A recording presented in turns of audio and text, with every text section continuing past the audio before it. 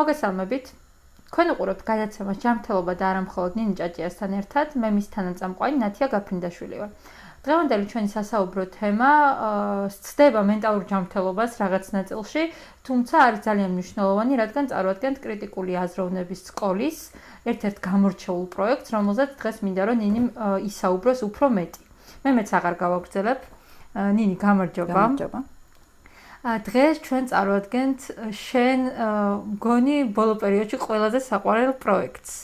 კი. და ეს არის აირა, რომელიც არის საგანმანათლებლო შემეცნებითი ონლაინ ჟურნალი.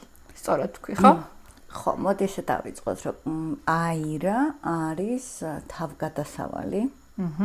ბავშვების, მშობლების, მოზარდების და ზრდასრულებისათვის, რომელიც თავის-თავში აინტერესებს ერთი მხრივ ძალიან საინტერესო ამბავს ზღაპარს, რომელიც ინტერაქციული არის და იმის მიხედვით თუ ვინ როგორ ჩაერთვება ეს ზღაპარი შეიცვლება და იმისთვის რომ რაღაცა ფორმა კონდეს და აი ამ პროექტის მთავარი ამოცანა არის ბავშვებში ცხოვრებისეული მნიშვნელოვანი უნარების განვითარება მოხდეს, ესეთი არის კრიტიკული აზროვნება, ემოციური ინტელექტი, კონფლიქტების მართვა და რაც მთავარია მშობლებს და მასწავლებლებს მიეცეს გამზადებული ხელსაწყოები, რომლებიც ხელს შეუწყობს ბავშვების ამ კონკრეტული უნარების განვითარებას. აირას იდეა დაიწყო იმით, რომ ვაკეთებდი ყოველთვიურ ელექტრონულ უფასო ჟურნალს, სადაც ერთი ამბის, ერთი ზღაპრის ირგული გაერთიანებული იყო სხვადასხვა სავარჯიშოები, რომელიც სხვადასხვა უნარს ავითარებდა და მე რატომღაც ესეთი შევყევი და მოვიფიქრე ზღაპარი. და მგონია, რომ ეს ბევრად უფრო საინტერესოს გახდის ამ პროექტს, თან განსაკუთრებით აღსანიშნავია, რომ ამ ტიპის საგანმანათლებლო ინტერაქციული პროექტები, თამაშები, არ ვიცი, ჟურნალები სოფლიოში არ არის და ჩვენ ვიქნებით პირველი ქართველები და ძალიან დიდი იმედი მაქვს, რომ ძალიან ბევრი ადამიანი ჩაერთვება, რადგანაც ჟურნალის გარდა მნიშვნელოვანია გავიაზროთ, რომ ბავშვების დღეს თანამედროვე განათლების მთავარი მეთოდი არის იმაზე, რომ ბავშვებმა პრაქტიკაზე დაფუძნებულად უნდა განივითარონ უნარები, თუ ჩვენ უნარების განვითარებაზე გვინდა რაღაცა ყურადღება გავამახვილოთ და მეორე რაც მთავარია, ბავშვებს უნდა აუხსნათ, რომ სწავლა, ცოდნის მიღება არის ხალისი. და აქ თითოეული ჟურნალის გამომწერი, ბავშვი იქნება, მშობელი იქნება, თუ მასწავლებელი იქნება, ხდება ერთ-ერთი ამ თავგადასავლის გმირი. და ის თუ როგორ წაიყვანს ამ ამბავს, თავის ამბავს, ნებისმიერი ჩვენი გამომწერი და რა უკავშირს მოგცემს, ის შეიძლება ზღაპრის ერთ-ერთ პერსონაჟათაც ვაქციოთ. გადაცემის ფორმატში რომ ჩავდდეთ, მინდა დაგისვა ესეთი შეკითხვა, საიდან დაიწყო ეს ყველაფერი? ანუ ვიცი რომ შენ ზოგადად კვლევებს ადევნებ ხოლმე თვალს და ნებისმიერი შენი აქტივობა თავიდან მოდის რაღაც კონკრეტულ კვლევებზე დაყრდნობით. პრობლემებით, ხო? და პრობლემებიდან. ხო და აქედან გამომდინარე, იმიტომ რომ კრიტიკული აზროვნების სკოლა რას საქმეს ეწევა და რას აკეთებს, მგონი აუდიტორიისთვის არაერთხელ გაგვიზიარები ამასთან დაკავშირებით და საიდან მოდის ეს ყველაფერი? ხო, ცოტა ისეთი არის, იმდენად ხალისიანია ეს აირას თავგადასავალი, რომ ისეთი არის, ცოტა სასაცილოც არის, საიდან დავიწყე საერთოდ ამაზე ფიქრი. პიზას საერთაშორისო კვლევები, სადაც წლების განმავლობაში საქართველო პირდაპირ ვიტყვი მოჩანჩალებს და არა თუ მოჩანჩალებს, არამედ პიზას კვლევების მიხედვით გამოდის, რომ რამის ყოველი მესამე ბავშვი საქართველოში წაკითხulis გააზრები ბავშვს საქართველოში წაკითხulis გააზრება არ შეუძლია. აღარა მაქვს საუბარი მათემატიკურ რაღაცა ელემენტარულ უნარებზე და ეს საგანგაშოა.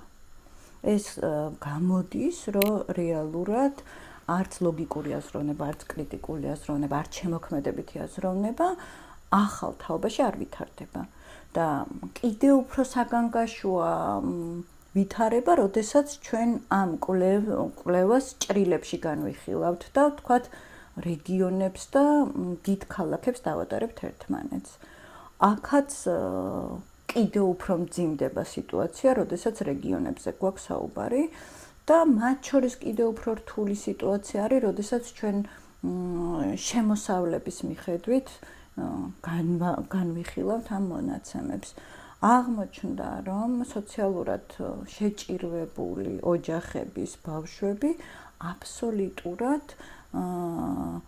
დაშორებულები არიან იმ თანამედროვე განათლების აქტივობებს, რომელიც მნიშვნელოვანი არის და რომელიც რეალურად ცოდნის კონსტრუირებაში ეხმარება ადამიანს. სწორედ ამიტომ იყო, რომ როგორ გადავწყვიტოთ ეს პრობლემა, ვიღაცა ჩათვლის რაღაც ძალიან ამბიციური, რომ ვიღაცა ერთი ნინი დაჯდა და დაიწყო ფიქრი, მაგრამ მე მგონია, რომ ყველამ ჩვენს თავს უნდა დავუსვათ ამ ტიპის შეკითხვა და ჩვენი შესაძლებლობების და კომპეტენციების ფარგლებში რაღაცა პატარ-პატარა ნაბიჯები გადავდგათ. მე არ მაქვს იმის ამბიცია, რომ აირას თავგადასავალი რაღაცა რადიკალურად შეცვლის ჩვენი ქვეყნის ბავშვების განათლების საკითხს, მაგრამ აირა არის ერთ-ერთი ნაბიჯი, რომელიც შეეცდება ბავშვებს აუხსნას, რომ ცოდნა არის თავგადასავალი, რომ სწავლა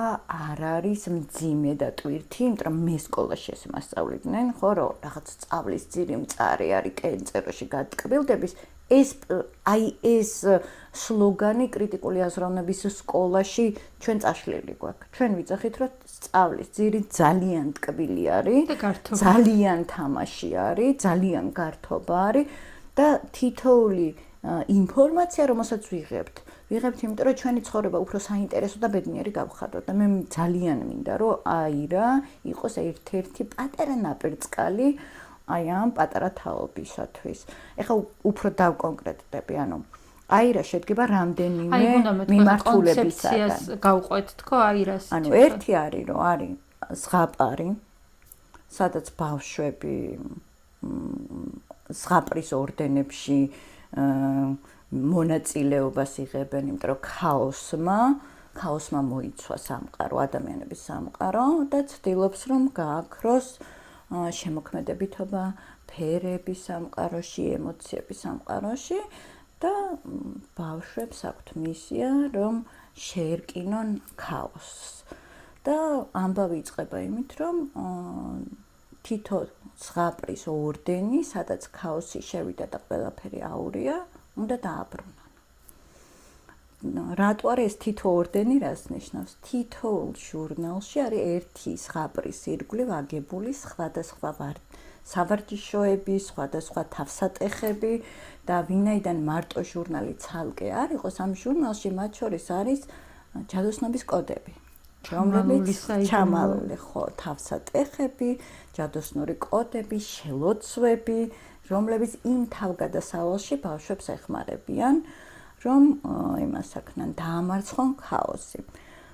ზღაპრის ბოლო არ ვიცი, დაწყებულია, ესე ვთქვათ, გახსნილი არის პანდორას ყუთი და იქნება ძალიან ინტერაქციული იმის მიხედვით, თუ როგორ ჩაერთვებიან ბავშვები, იმიტომ რომ ყოველ ზღაპარში გვაქვს ზღაპრის ალტერნატიული ვერსიების პატარა მინიშნებები, რომლებიც ბავშვებმა უნდა დაწერონ და იმის მიხედვით, თუ როგორ დაიწერება, რა რაოდენობის დაიწერება ეს ზღაპრები, რა რაოდენობის ბავშვები ჩაერთვებიან, შეიძლება ძალიან შეიცვალოს სიუჟეტი. და ჟურნალში არსებული ზღაპრები არის უკვე ნაცნობი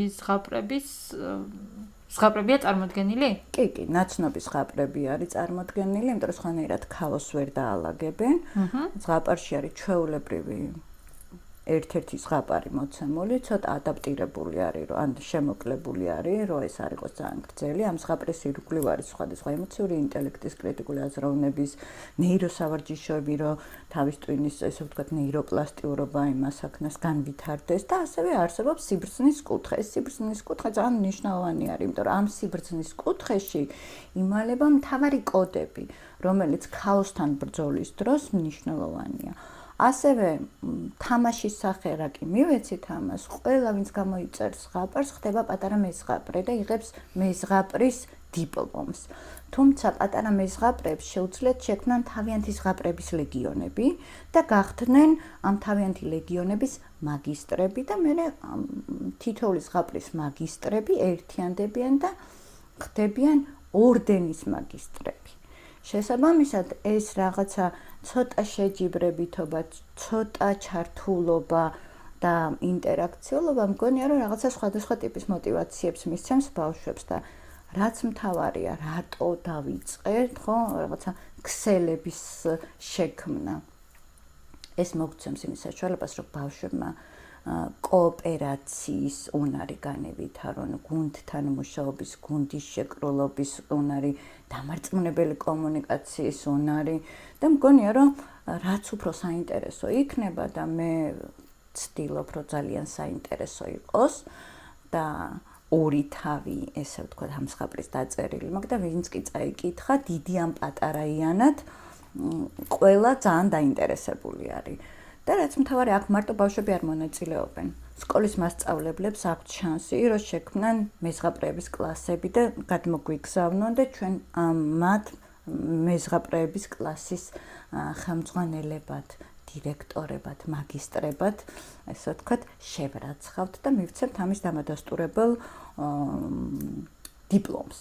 ასევე მშობელი შეიძლება იყოს მეზღაპრეთა მეურვე ან დამცველი. გააჩნია აქაც ყველა კარტს არ ვხსნი, იმიტომ რომ ყოველ პატარა ამბავში კიდევ უფრო მეტად და მეტად გაიშლება ამბები და მე მშობლებით შეიძლება გახდნენ ჩვენი აირას თავგადასავალის გმირები რეალურად და რაც მთავარია კომპანიებსაც შეუძლია გახდნენ ხო აი ამ ორდენების, ზღაპრის ორდენების მხარდამჭერები და ზღაპრულ სამყაროში მოგზაურთა კომაგები.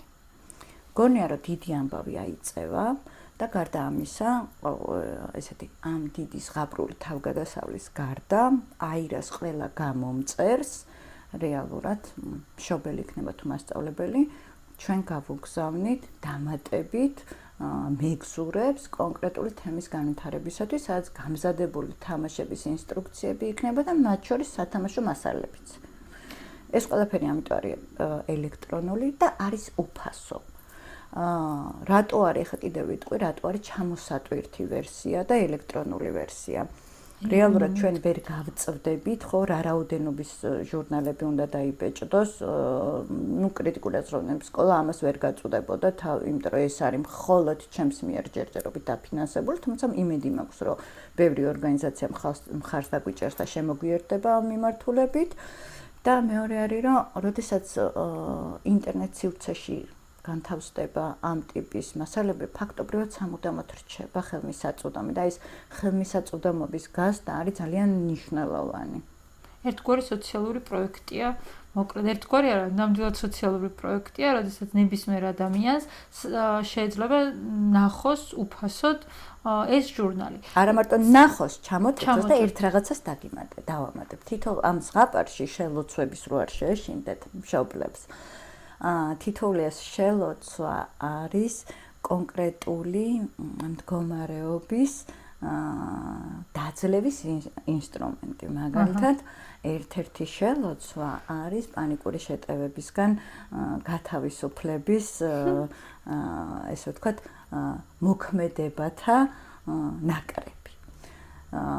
არის შელოცვა, რომელიც ბრაზის მართვაში ეხმარება ბავშვს. უბრალოდ იქ ბრაზზე არ არის საუბარი, იქ არის რომ ესეთი შინაგან სამყარო აუცილებლად გული და გონება ერთმანეთთან ჰარმონიაში უნდა იყოს, იმისთვის რომ ზღაპრების სამყარო გადარჩეს და ყველა ეს შელოცვა და ბევრი შელოცვა არის, იმიტომ რომ არსებობს ხო რაღაცა კომუნიკაციის პრობლემები, ემოციური ინტელექტის პრობლემები, ბრაზის მართვის, ფოთვის მართვის და ყველა ეს სავარჯიშო და ტექნიკა მაქვს შელოცვებად, ესე ვთქვათ, გარდასახული და მგონია, რომ ამ ხრივაც ეს იქნება ძალიან განავითარებელი და ხელისშემწყობი, იმიტომ რომ ბოლო პერიოდი ძალიან ბევრი მასწავლებელი და მშობელი მოდის და გვეუბნება, რომ არის ბრაზის პრობლემები, არის ქცევის პრობლემები და თუ კი ჩვენ ამ ბავშვებს არა რაღაცა დირექტიულად ან რაღაცა დიდაქტიკურად გავაკეთებინებთ ამ ტექნიკებს,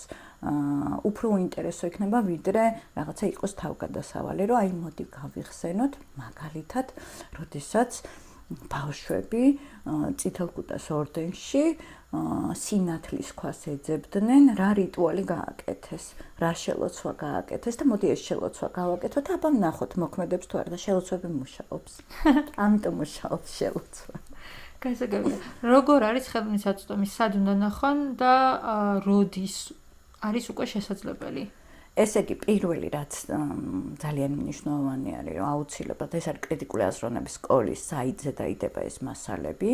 1 მაისს იქნება პირველი მასალის დადება, მაგრამ ის, ვინც გამოიწერს კრიტიკული აზროვნების სკოლის გვერდს, პირველი მას მიუვა ეს ჟურნალი. მოდი დავაკონკრეტოთ, გვერდს არა, საიტზე გახდება გამომწერი, ხო? ამას საიტზე Critical Thinking G. ხო, იქნებ გავაკეთოთ აქაც კი კიდევაც, ხო? დავწერ აუცილებლად აღწერაში.